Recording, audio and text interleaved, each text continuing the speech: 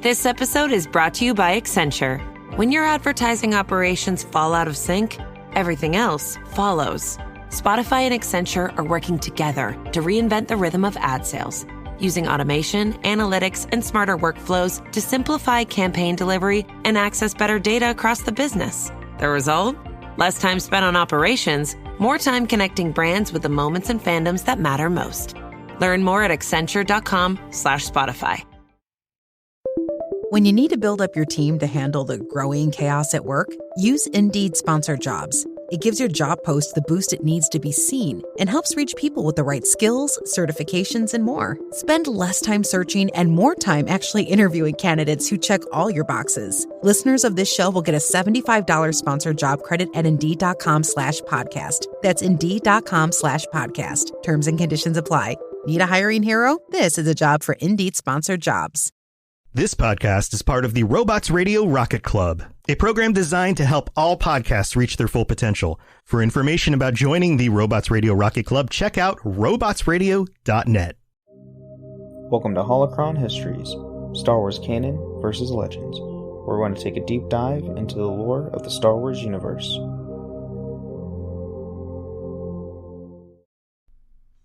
All right. Hello and welcome to the Holocron Histories podcast, where we talk about everything Star Wars in the Legends versus canon.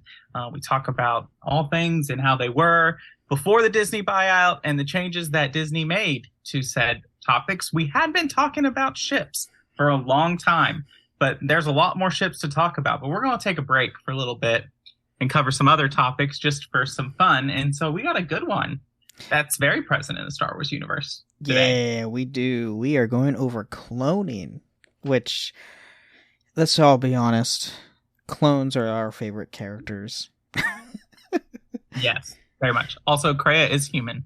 Oh, she is human. Okay. Yeah, she just has a weird hairstyle then. Yeah, it's the low pixels that makes it not look like hair, but it is hair. Gotta love those 2003 graphics. Mm-hmm. And for anybody like thinking that, well, that's completely out of context of cloning, we were just talking about the KOTOR remakes for or the remasters for Switch. Yeah, ports. They're not actually the ports. Remasters. Yeah, they're not even remasters. It's just they're ports. Yeah, Aspire just ported them over. But yeah, we're going to go over cloning today, and you might hear some interesting characters that might randomly pop up because of cloning stuff. Mm-hmm. So to kick this all off, we're going to start with Legends as always. So for the early development of the cloning process, the art of cloning technology was developed by a number of civilizations in the galaxy. Some noted species that possessed the technology included the inhabitants of the worlds of Combe, Lur, Eorth, Columbus, Columns, and as well as Arcania. One of the more infamous species to progress a great deal of knowledge of cloning inhabitants of Kamino, who are renowned at their skill in the field. Which obviously is, the Kaminans. We see them literally all in Attack of the Clones, and we see them throughout the animated series of Clone Wars, because, they created the clones that we all know and love. And then, yeah, what? It's just interesting that we associate cloning with Kamino, but there were like 6 other systems that were engaging in cloning. Yeah, I guess they weren't good. That's what I'm assuming. Hey, if I was a separatist, I'd be like, you know what? They got clones. Let's go to someone else and get clones. We can probably do it for cheaper too.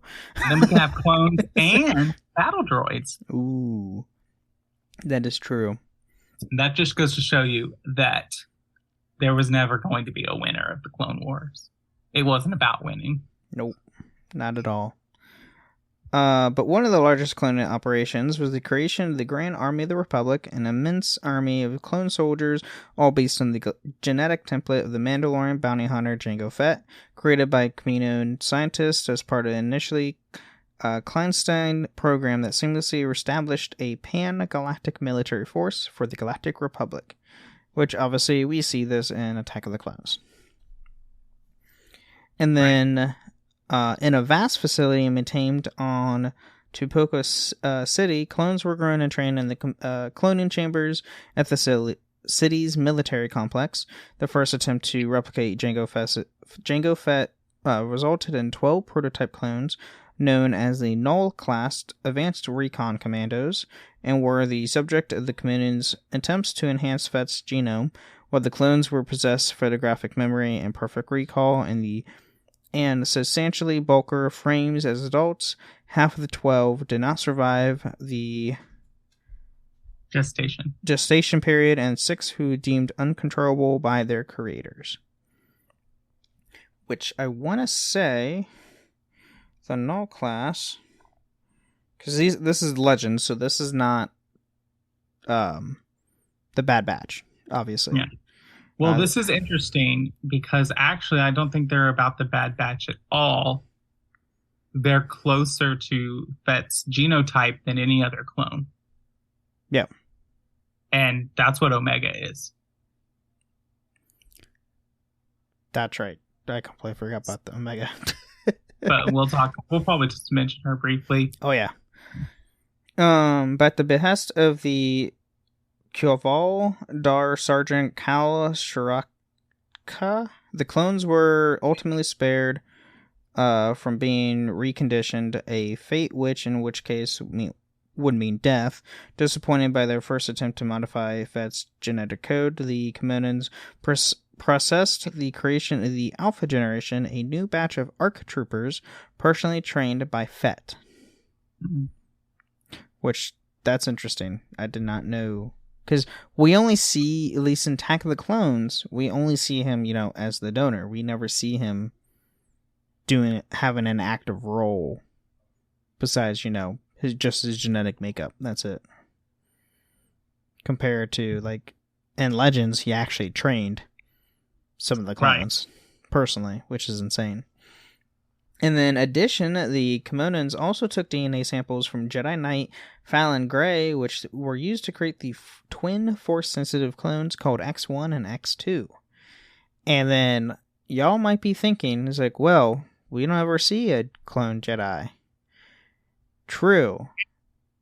But we do play as one in Star Wars Battlefront Elite Squadron. You play as X1. Oh.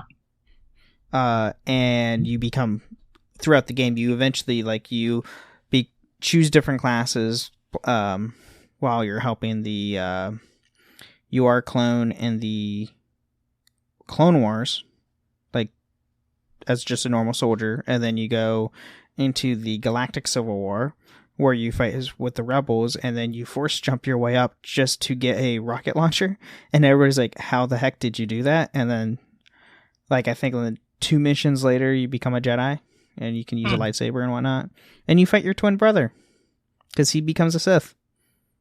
Shocker. Very similar to the Eternal Empire. Yes. Storyline. Yes.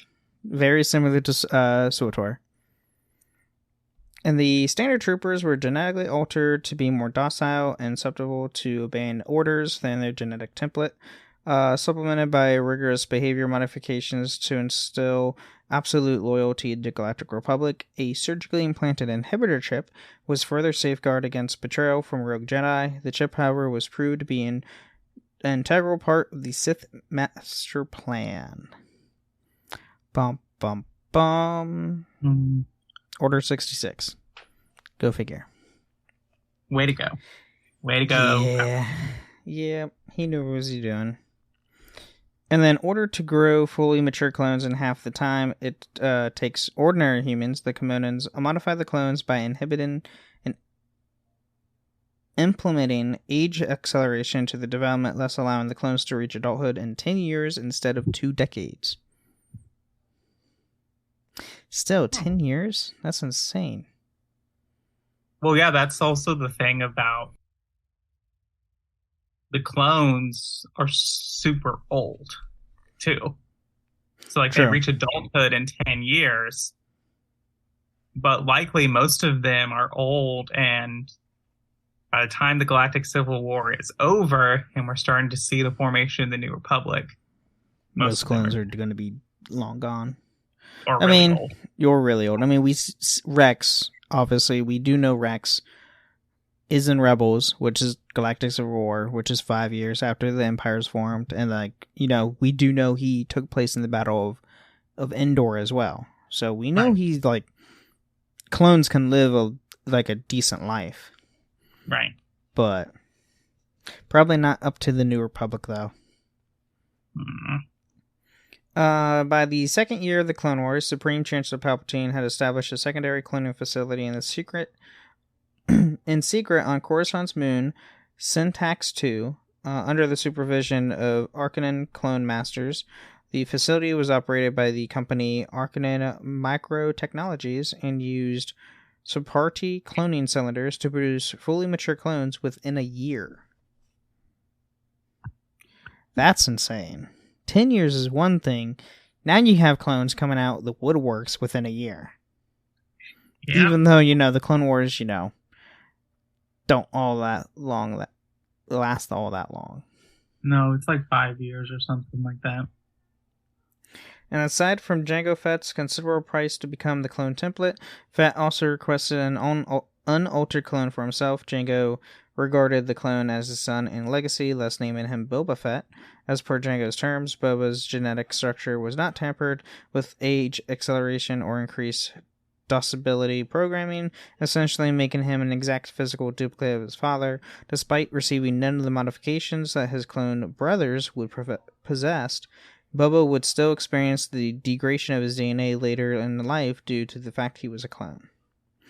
Which we kind of start seeing if you ever watch Book of Boba Fett. Like, obviously Boba's old, but like we kind of start seeing him aging more. And obviously that's more because the actor is a lot older than when he was in Attack of the Clones back in 2000. Well, Boba Fett's got to be like, okay, so Boba has to be around 10, 11 in Attack of the Clones. Something like that, yeah. So that would put him around probably 16 around the time of Revenge of the Sith. And then, so that would then put him 16 years older than Luke. Mm-hmm. And then that would so he would have been in his, like, late 30s, almost 40s by the time of A New Hope. Right. Because so 19 plus 16 is 35. Yep. Right. So he's around 40 by the time Book of Boba. Over. Yeah, but by the time Book of Boba happens, yeah. And we can see he does not look 40. He looks older than 40. Right. And then, although the clone army was eventually a significant advantage to the public, which had lacked a proper military force for over a millennia, it was also recognized that the clone soldiers could be one of the greatest threats to the Republic if they had not been created strictly under the Republic's supervision. Hence, the Galactic Senate issued Decree E49D139.41 near the end of the Clone Wars, thus confining all military purpose cloning to specifically licensed Republic facilities and banning all non-military cloning of sentients, with the exception of medical cloning on Clone, Lur, Columbus, and Arcania. Although even they requested a license and case-by-case evaluation, the ban also prohibited the sale of cloning equipment and the hiring of cloning or genetic engineers with the intention of cloning and the purchase of any cloned sentients. They went all out and like, hey, yeah, we're not going to allow this to happen anymore because we knew we messed up and we're not going to let anybody else do it. I guess. Or, you know, we don't want to have our own soldiers to fight against us because they're like in the millions. Right. Makes sense. And fully trained. And then the Separatists also attempted to create their own army of clone soldiers to counter the Grand Army of the Republic, in which they selected the Nikto Morgukai, known as Bach, as a clone template. Thus, the Morgukai Shadow Army was created on the Outer Rim world of Salakamari, presumably grown from Sapari cylinders, trained by Azanti assassins, and programmed with unconditional loyalty to the Confederacy. They would never make it off-planet, however, as the facility was destroyed following the siege of Salakamari. Sulukamai, God. Yeah, words. But, yeah, I mean, you were right. The Confederacy did, like, hey, let's make our own clone army. And then it gets wiped out before we can even use them. Oh boy. And then only towards the end of the Clone Wars did the Jedi Order learn that the Sith had involved in the cloning program from its inception. Although they knew not what was the purpose, they chose to keep this knowledge a secret from the Senate, as they thought they would destabilize the Republic and undermine the war effort. Well, that was their own fault. They should never have done that. This is my issue with this, because this comes from the lost chapters of Clone Wars. So basically, Obi-Wan and Anakin discover that Count Dooku is the one who placed the order for the clone army. Well, you know, part of the reason that Order 66 is so successful is that the Jedi trust the clones and they're able to take the Jedi by surprise. And so, but if the Jedi knew this, at least the Jedi Masters and Jedi Council knew this, more of them would have survived Order 66 because they wouldn't have trusted the clones. Yeah. You know, we do all hate Pong Krell for a lot of reasons because he's terrible. He was at least right with that decision. That he was like, right not to trust the clones. Yeah. But we love the clones because of the Clone Wars. This is true.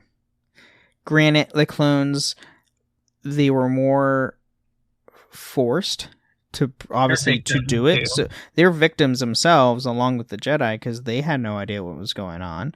I mean, when was it Fives that discovered the inhibitor chip in the Clone Wars? Yeah. And like freaked out about it. It's like, I don't want to do these things. Mm-hmm. Yeah, like they don't want to do it, but yet, like, you know, the Kaminoans like, hey, we're gonna put these chips in you because we were ordered to. I was like, how about you shouldn't? I don't think the Kaminoans knew what they were. Oh, they had no. They probably didn't know what they were going on either. You know, it's just Palpatine. Now, if everybody, you know, came up and like, hey, this is a pressing issue, we probably should have this to light, things might have been a little different. Mm-hmm. I also blame Jar Jar for most of everything because he gave Palpatine the full control. So it's all Jar Jar's fault. Darth Jar Jar. Oh yes. And then in the early days of the Empire, the much diminished form leadership was captured the bounty hunter Boba Fett and turned him over to Jabba the Hutt. The Elder Form cut a deal with Jabba to save his life, pleading control of the army of Anu Dat clones to Jabba's struggle against the encroaching Mandalorian Death Watch warriors within his territory, in addition to a generous portion of the gang's income. You know, Jabba being the war criminal that he is. Huh. Is he really a war criminal? No. Or is he just a criminal? He does both. At least in the Clone Wars, he's a war criminal because he does a lot of war crimes kind of a thing under the table. I mean, does he kill surrendering opponents? Does he fly under... Fair point. Different battles? Does he... Are you pointing this back to Obi-Wan? I mean, this is true. But, you know, maybe war crimes are different in the Star Wars galaxy than they are in ours. But... I mean, look at Chopper. He's committed a bunch of war crimes, and he's just a droid. Right. I mean, but like Jabba doesn't. He does do like systemic crime, but like I don't think Jabba's ever committed a genocide. true, he hasn't. Then and he's also, helped out Tatooine surprisingly. So I guess He's the mob boss. yeah. It's Jabba. Yeah. And now we have the reign of the Empire. So things are a little different in the Empire era. With the rise of the Galactic Empire, there were stricter laws placed on cloning technology to prevent anti-imperial factions from breeding their own armies of clones, which led to the Empire's attempts to seize the technology from other civilizations. This included an attempt to confiscate agricultural and cloning technology from the Ithorians through military force. And if you don't know what an Ithorian is, if you ever go to Galaxy's Edge down in Disney, it's Doc Ondar. He's an Ithorian. They're the weird like slug things that have to have like voice modulators on their throats, where like they kind of look like gills in a sense. Right. Well, so do you remember the original Clone Wars cartoon? Mm-hmm. When they're fighting on the siege of Coruscant, where they're trying to get the Chancellor away from Grievous. Mm-hmm. And there's an Ithorian Jedi there. Yes, I do remember that. He screams. And, like, you see the sides of his, like, throat expel, like, a frog or something. And yeah. They're an interesting species for sure. Mm-hmm. Or if you play Knights of the Old Republic, 2 specifically, when you're on Terrace. No, it's Telos. Telos, yeah. You meet a Ithorian that helps you out, and you being you know Ithorian, so. But you have a translator. That's how they explained that. Oh, that's right. You do have a translator. It's been so long since I played. In the first game, they're just like, "Oh, you're so skilled. You know so many languages." Yeah. And the second game is like, "No, you're not that skilled. You have this little device that lets you translate things to you." That's right. I forgot about that. It's been so long since I played those games. Yeah, like obviously, one, you're playing. You yourself are Revan, so yeah, they're going to make you more powerful. Spoiler, Ben. Okay, it's been almost 2 decades. Yeah, but they're remastering it. They're remaking it. Whatever. Hey, maybe they'll change it and you're not Revan. No, they already said you are. Maybe they'll change it and Malik's actually the good guy. I don't know how I feel about that. Ugh. Playing as a guy with no lower jaw. And he'll be played by Adam Driver. No. Just no. Let's get back on cloning. Back to cloning before we have an uproar. Among the reformations that transformed the Republic into the Empire, the former Grand Army of the Republic was reorganized into the Stormtrooper Corps. The remaining clone troopers that survived the Clone Wars were rechristened.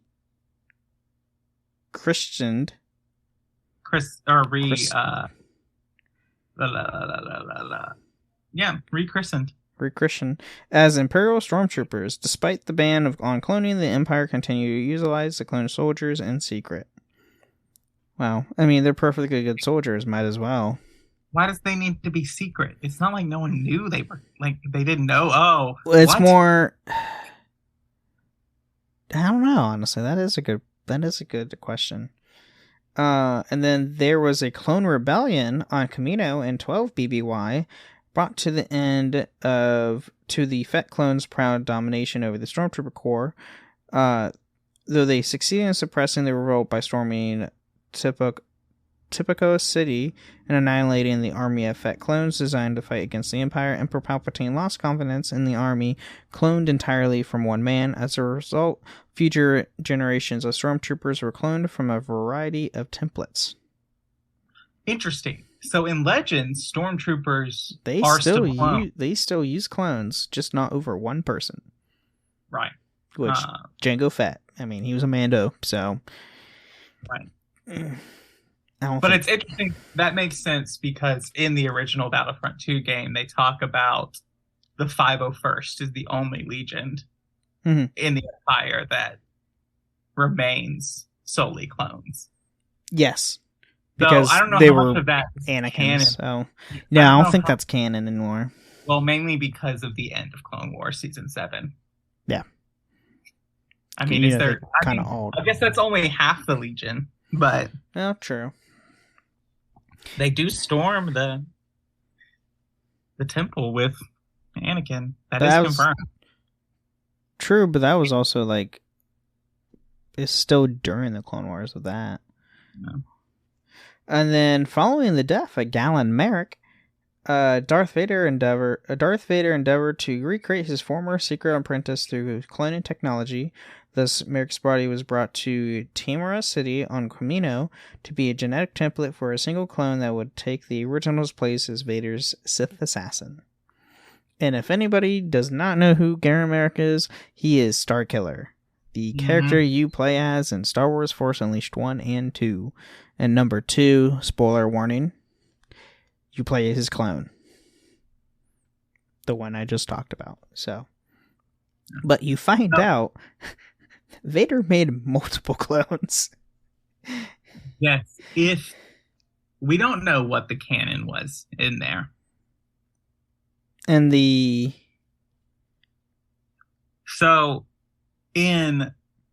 with the Force Unleashed 1, he dies. That's canon.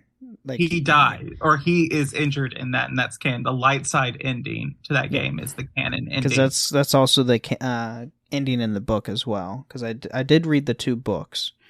Right. The canonical ending for the game for 2 is the light side again, where he doesn't discover their other clones. Correct. Well, no, you fight clones though. You find out there's other clones because you fight them. He fights them through to get to Vader. Right, but do we know that he is do we actually figure out that he is a clone? Because that's like a point of contention. Because Rom Koda says you can't clone a Jedi, but we know that's not true. Yeah. Well, that's not true at all. No, he knows he's a clone, and he kind of figures that out when he goes to Dagobah. And goes through that. Goes through the cave. Goes to the cave and sees himself and everything, and finds out, oh yeah, I'm not him, but I'm going to be him because. In old Legends, several Jedi donated their genetic material to the cloning process. So some of the commandos, like Republic Commando, when you play that, I can't remember. I think it's the guy who is the demolition expert, the yellow clone. He's voiced by the same person who voices Karth and Caden Alenko. Because your boss was just orange, green is Fixer, red is Sev. Yeah. Yellow is... But him, if Scorch. I remember... Scorch. Scorch. If I remember, Scorch has DNA from Obi-Wan Kenobi. Interesting. Okay. Because the commandos were given a larger pool of genetics to make them better than the normal clone troopers. Because they're the most BA clones that we will ever see in epicness. Right. That game is $10 on the Xbox store. It is 100% worth $10. It think Star Wars Call of Duty. It's basically what it is, and it's awesome. But the old Call of Duty before it got showy. Thinking Call of Duty 1, 2, and 3. 1, 2, and 3 up until Modern Warfare. And yes. It's great. It's awesome. It's a great game. And fun fact, Boss and it's either Sev or Scorch, one of the two, are canon. Yeah, they show up in the Clone Wars. Yep. 2 of the 4 are canonized. Obviously Boss, who is the leader, But yeah, 2 of them were canonized because they were cameos in one episode of Clone Wars, and then, spoiler alert, they reappear, or one of them, is it Scorch or Sev? I think it's Sev, that reappears in Bad Batch. The very end. It's the last episode of season 1. We see a commando. It's one of them. Yeah. In the Empire Squad? It's, they were trying to escape from, the Bad Batch were trying to escape from some Imperial troopers, and like the commando, one of the commandos was leading them. I thought that was the Rhinoc episode, or not Rhinoc. I've got Matt Speck on the brain. The Ryloth episode, maybe, where they I know one of them like shows up in Bad Batch. I'm gonna have to look. I need to rewatch it. Let's keep going. According to Niki Zanz, a former slave who possessed an intimate knowledge of cloning procedures, cloning was not the key to immortality, even though the clones are naturally based to be very large degree on genetic template. Each clone is a new person that possesses his own identity and memories, and is ultimately a separate individual from the original. Makes sense, because, I mean, obviously we see this, and obviously right now we're talking about Legends. In canon, we see this specifically with Clone Wars, which is actually canon Legends. Each clone is their own person. Rex is different. Cody's different. Fives, Echoes, etc. And then Darth Vader confirmed Niki Zan's assertions on cloning when he revealed some of the reasons behind the failures of various clones of Yalan Merrick. While Merrick's clones possess the problematic memories and emotions of the original Secret Apprentice, some characteristic traits were more dominant than others in each clone. Some were haunted by the memory of Merrick's father's Kento Merrick, where others were affected by the young boy that Merrick had once been before the tutelage under Vader. Yeah, I mean, hence why, like, when we see in Force Unleashed 2 with specifically Starkiller, and when we find out that you are a clone, there's multiple clones, but like the one that you're specifically playing is like an exact copy compared to everything else where you see them and fight them. They're all like monstrous, terrible abominations. There's like the pre-order bonus, funny enough, I somehow still remember this, was you had a skin to where you looked like Darth Maul, but as Garen Merrick's body, because Vader used Garen Merrick's DNA, but also embedded Darth Maul's DNA to have that look. Interesting. Try to combine the two, but it was also failed. Right. And then in Starkiller's case, he became completely fixated on Juno Eclipse, but spared little no feelings over the things such as his progenitor's father or even the Rebel Alliance. He dismissed everything else as irrelevant in comparison on his fixation on Eclipse, nor could he comprehend the idea that any clone of Vader's original apprentice could be distracted by something else than Merrick's love for a woman who was the most responsible for his redemption. Even the Dark Apprentice was affected by Merrick's feelings for Jeno, only to succeed where all the brothers had failed, rising above the emotional imprints. Which the Dark Apprentice, I believe, is the one that you actually play as. Is he dubbed? Yeah, in the DLC. Yeah, which is very interesting. The Endor DLC is very interesting. It's obviously kind of like an alternate universe. Yeah, they're alternate like timelines of that timeline. Right. But in that timeline, it's interesting to me because in that timeline, Luke has died on Hoth. Mm-hmm. And so you fight Leia on Endor. Yeah. Yep. And her model, Rey's design, is almost a shot-for-shot comparison of Leia in that game. Yeah, I wonder. I wouldn't doubt Lucasfilm going back into the archives and it's like, "Hey, she looks fun. It's Leia, but let's change her up a bit." Right. New characters created. Oh, whoa. Very little effort was put in. Have a yellow lightsaber. Yep. The main difference between the two, obviously, Rey looks different, but in her hilt. Her hilt's changed. That's about it. What happened to Luke's green lightsaber? That's another topic, but I need to know. I need to know.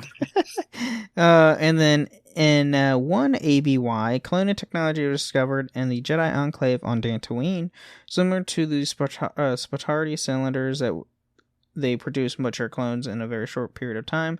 The cloning tanks were tended to completely by droids.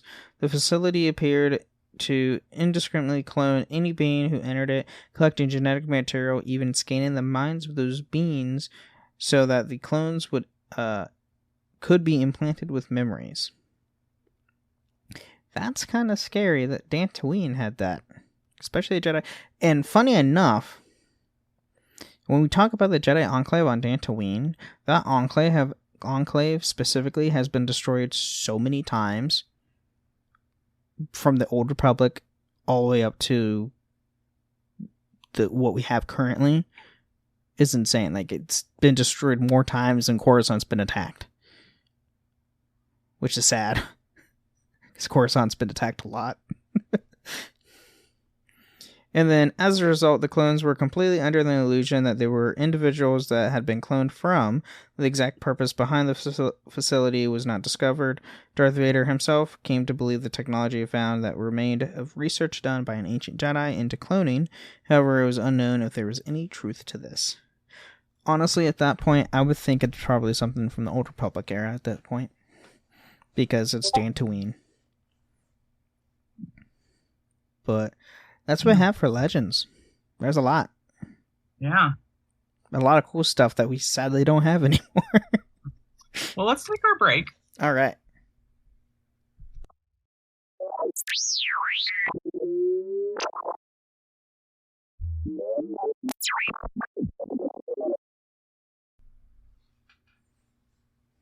All right. Well, welcome to the middle of the show where we talk about all things that have to do with the podcast, but not the lore of Star Wars. And so the first thing I want to do is thank our patrons, and thank you so much for our support. And if you too want to join us on Patreon, you can go to Patreon/Holocron History, sign up for various tiers. You get all kinds of benefits, from ad-free episodes to coming on, all the way up to coming on the show with us once a month, which we'll be having our patron chat sometime. 2 weeks. 2 weeks. 2 weeks from now. On the 29th. Yes. The week after Thanksgiving.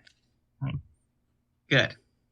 And then you can also like and review us on Apple and Spotify. If you leave us a 5-star review with some words, we will read it out on a future episode of the show. Second, you can join us on Discord, on the Cups Podcasting and More Discord server and the Robots Radio server. Great places to hang out. And you can find those Discord servers. We're both on there. Come talk about other podcasts that we do, or in the Robots Radio, you can find other podcasts about your varying interests. Yes, there's so many. Come join us. It's a lot of fun. We're all nerds, so it's great. Yeah.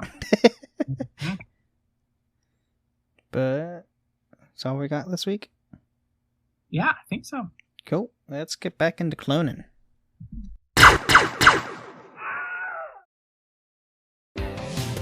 If you've ever blasted synth beats from your boombox or burned CDs for your besties, this one's for you.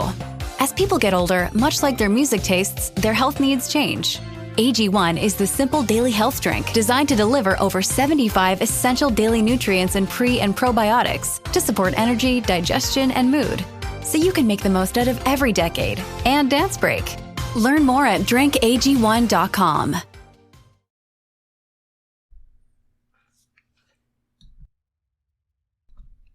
All right, now that we're back, now we have the canon of things. So, quite a bit from Legends does go into the canon of things, obviously, because the films and then the Clone Wars itself being both canon and Legends. So we start with the Fall of the Republic. Though not the only practitioners of the cloning in the galaxy, the Kaminoan government tuned turned its mass production of the clones into a large-scale commercial enterprise. It was through the Camino cloning process the Army created for the Galactic Republic almost 10 years before the Clone Wars at the behest of Jedi Master Sifo Dyas. Which we do know that Sifo Dyas, like Dooku, was playing the part of Sifo Dyas, correct? Yes. Okay. That's what I thought. And under the leadership of Prime Minister Lama Su, the Kaminoans utilized their cloning expertise to create millions of genetically engineered soldiers that would form the backbone of the New Republic military. The chief medical scientist of Kamino, Dr. Nalasi, was directly involved in the clone army's creation as one of the primary engineers. And then, following the death of Sifo Dyas, the Sith took control of the project and hired a human bounty hunter, Jango Fett, to serve as the army clone template. Fett's genetic code serves as a foundation of a million clone troopers who all share the same base, voice, and combat prowess as their progenitor, although they were also structurally modified at the genetic level to make them less independent and more docile. The first clones of Jango Fett's genotype were designated as Generation 1 and among the ranks of the clone captain CT-7567 of the 501st Legion.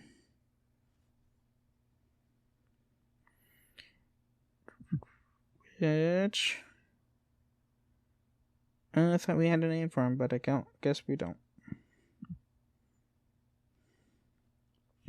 And then further genetic tampering caused Fett's clones to grow twice the rate of the human species, making them ready for deployment in a decade's time. While the process of the growing clone troopers was left on Kaminoan scientists, the Sith took care of a more active role in their programming, having supplied the clones with the behavioral modification biochips to be implanted in the brain of every clone at the earliest stage of their development. Hence the inhibitor chip. And then in addition to Fett's considerable monetary fee, the Kaminoans compensated him by creating a clone codenamed Alpha that stood apart from the rest of the artificial prodigy. Unlike the others, Alpha was an example of pure genetic replication, and as such was neither programmed for loyalty nor designed to grow at an accelerated rate. Fett's custody unmodified clone named him son, Boba Fett, but was not the only example of pure genetic replication, however. Which now we go into another unmodified clone of Jango Fett was created, possessing the first generation DNA, and was codenamed Omega. Omega was a human female clone who by the end of the Clone Wars was serving as Nalasi's medical assistant. Which, Alpha, Omega, beginning, the end. Right. Gotta love the biblical implications that Lucasfilm does. Yes. And then now we have the Clone Wars. The Clone Army's development had proceeded through a coordinated schedule as the Separatist crisis enters final days.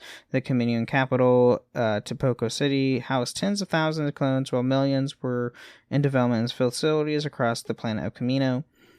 And then clone troopers were the legal property of the Galactic Republic, although Dr. Nalasi, one of the cloned main engineers, believed the Kamino government still owned them.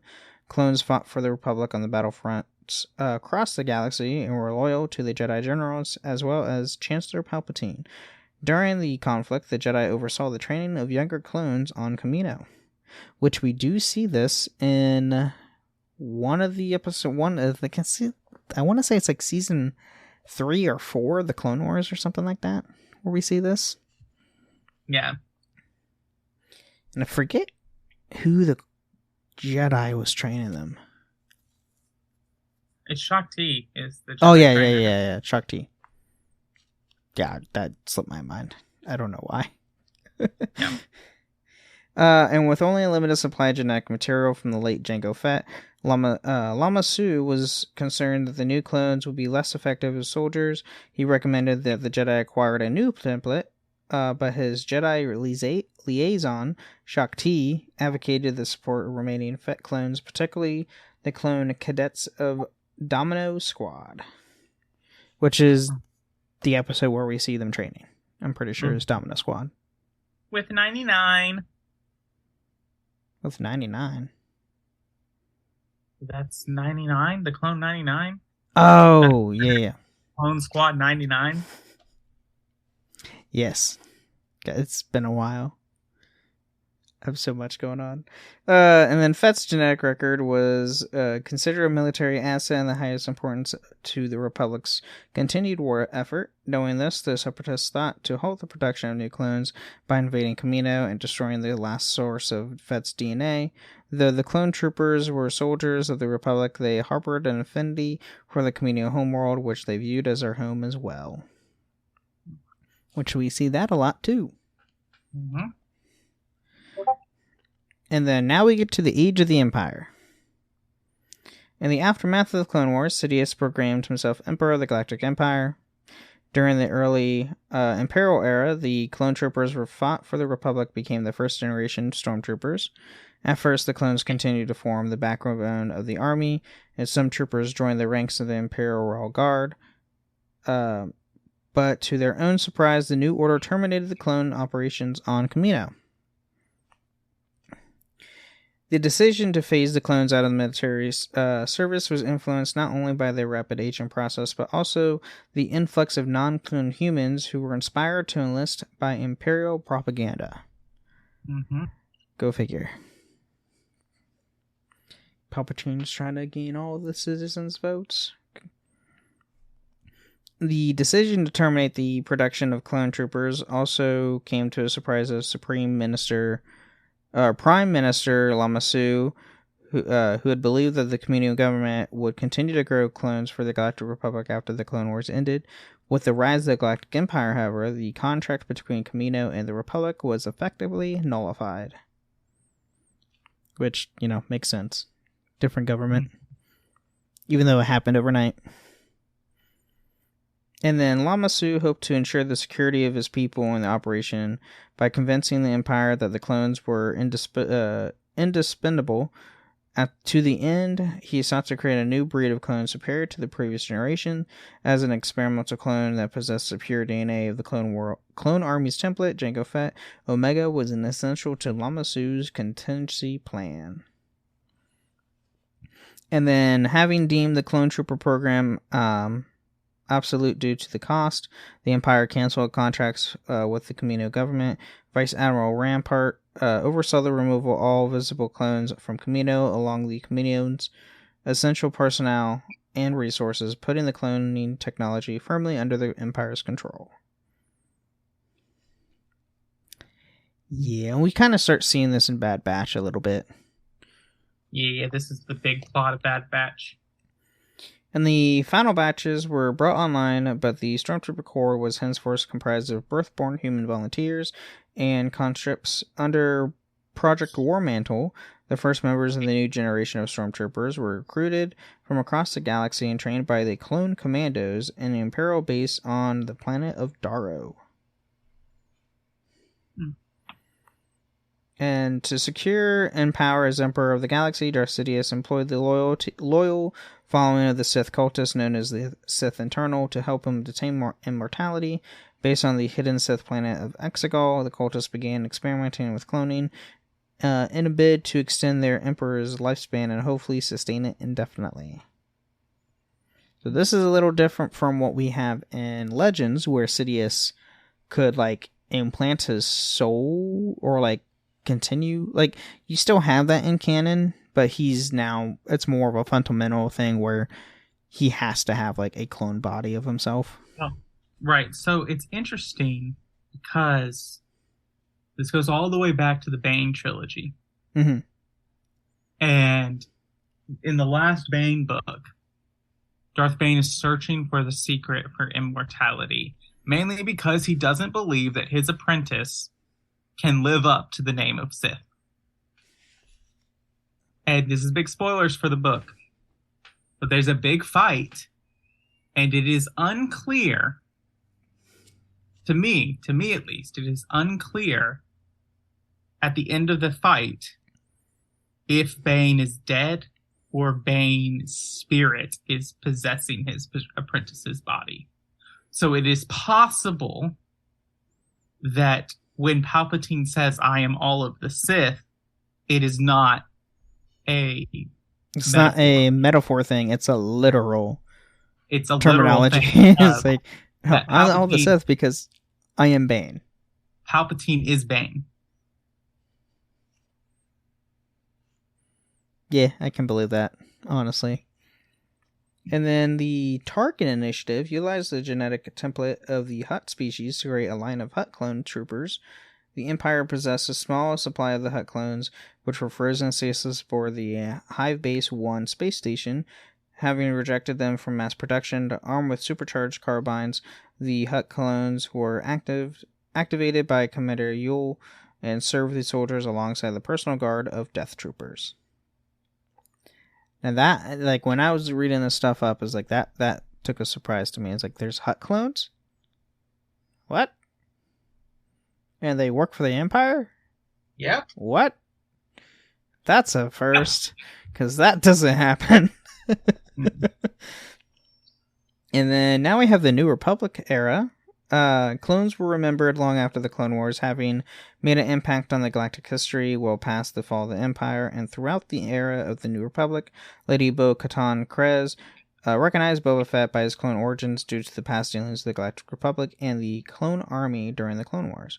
I mean, it's also hard to forget that voice, as she says. But still, it's hard to lose that voice. And then Moff Gideon's Imperial Regiment employed the services of Dr. Pershing, a clone engineer as well as a high-value target of the New Republic. Gideon tasked Pershing to oversee the remnants' experimentation on blood samples with a high count of midichlorians. Pershing was captured, however, by Marshal Dune. Cara Dune. I'm not even going to say her full name.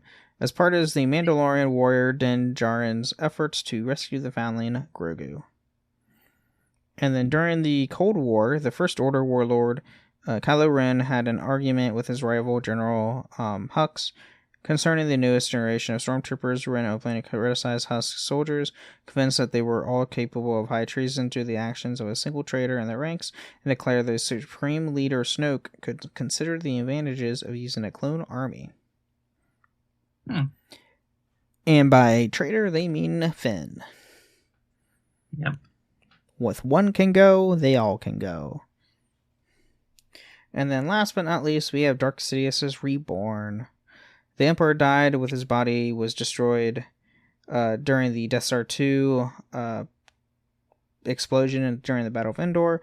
In 4 ABY, however, he was revived on the Sith world of Exegol, where a clone of his original body had been hastily prepared in order to serve as his his spirit's new vessel. Darth Sidious' cloned body was deemed an imperfect replacement, suffering from physical deterioration as a result of the Emperor's connection to the dark side. His followers, a group of Sith cultists known as the Sith Internal, attempted to perfect the procedure that led to Sidious's revival. And the Sith Eternal conducted more experiments with Sidious' genetic template, endeavoring to create a stronger vessel to contain their master's essence. Unlike the flawed clone that he inhabited, one of the specimens that they engineered was naturally in tune with the Force. However, Sidious deemed it an unworthy form, meaning Snoke. Right. Nonetheless, he saw his usefulness as a figurehead through which he could influence galactic events from his sanctuary on Exegol. This being adopted the identity of Snoke, becoming the supreme leader of the First Order. And then, despite the experience of cloning, the Sith Eternal continually failed to create a staple host of Sidious spirit. Using a form of cloning known as strand casting, they engineered multiple specimens from Sidious's template, none which were considered a success. And then, though appalled by the son's his son's lack of force sensitivity, Sidious permitted the strand cast to live in order to preserve the Palpatine family bloodline through natural methods. Having theorized that the next generation could inherit his power, his plan succeeded when the strand cast stirred Rey, who force sensitive like her grandfather. Mm-hmm. Which Palpatine's son was a clone of himself, but wasn't force sensitive. Right.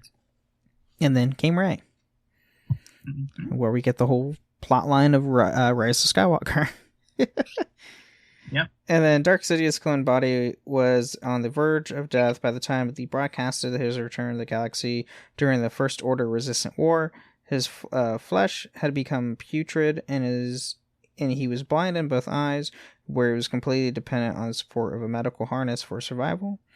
Rey's youth, her strength in the Force, and her lineage made her the most suitable host of Sidious's mind. While his plan relied on ending the existence of his clone body, Sidious was content to know that their souls would be merged within her body, allowing Dark Sidious to rule the galaxy in spirit. However, Sidious abandoned his plan upon discovering the extent of Rey's Force bond with Ben Solo, who was renounced the dark persona of Kylo Ren. And that's what we have in canon for cloning. Yep. It's really interesting, just the cloning of Force sensitives and how it works to me. Just you'll have more come awry by cloning a Jedi or a Force sensitive than you are going to clone a standard anybody else. Right. And I think this is something to remember, at least from Star Wars. The Force is not just it's not like air or fire or something like that exists that we can manipulate, or an energy. It is a living being with a directive and will upon the galaxy. Yep. And so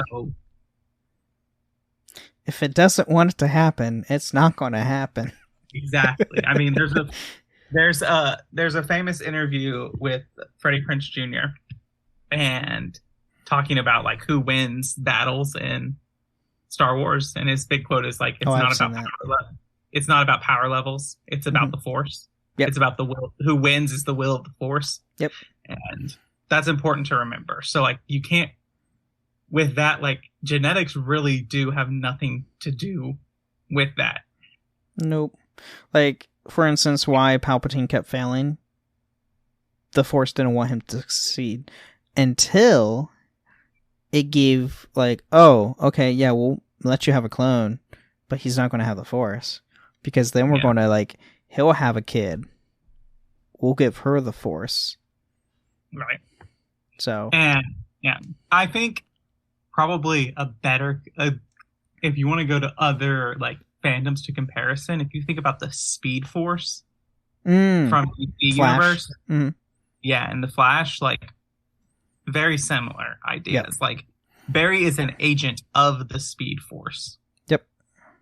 In a lot of ways. And so it's a similar thing of that. When you are Force sensitive, it is because the Force has chosen to make you so. Yep.